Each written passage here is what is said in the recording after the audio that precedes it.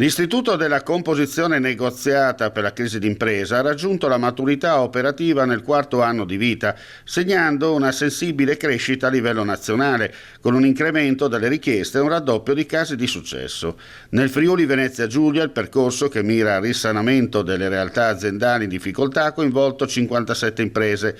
I dati emersi dall'ottava edizione dell'Osservatorio semestrale Unioncamere e il confronto con quelli del territorio friulano sono stati al centro della conferenza stampa in sala Gianni Bravo presso la sede della Camera di Commercio Pordenone Udine. L'obiettivo della composizione negoziata alla fine è questa. Diciamo che la mission, la ratio della norma è proprio il salvataggio dell'azienda a favore dell'intero sistema socio-economico. Nelle aree di Pordenone Udine si contano 46 delle 57 istanze regionali dall'avvio della procedura.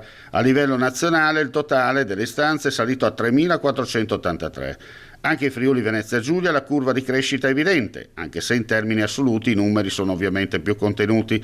Sia nel 2024 sia nel 2025 le istanze sono raddoppiate in ciascuna annualità. Trovare la soluzione per uscire dalla crisi, che può essere un rinvio nei termini di pagamento, eccetera, eccetera.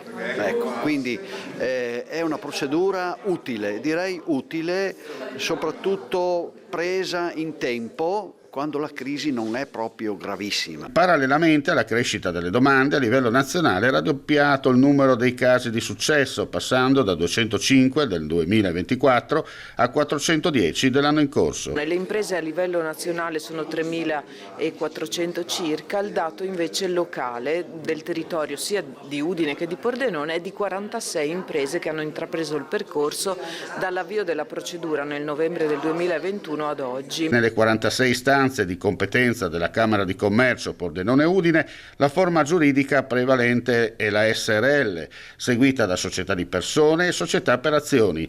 I settori più rappresentati a livello locale sono l'industria, settore manifatturiero e l'edilizia costruzioni. Sta facendo esattamente quello per cui è stato creato, cioè iniziare, approcciare la crisi, non l'insolvenza possibilmente, cioè quando è troppo tardi, riuscire a risolverla ed evitare che poi ci possano essere i deterioramenti dei rapporti, i deterioramenti dell'attività aziendale.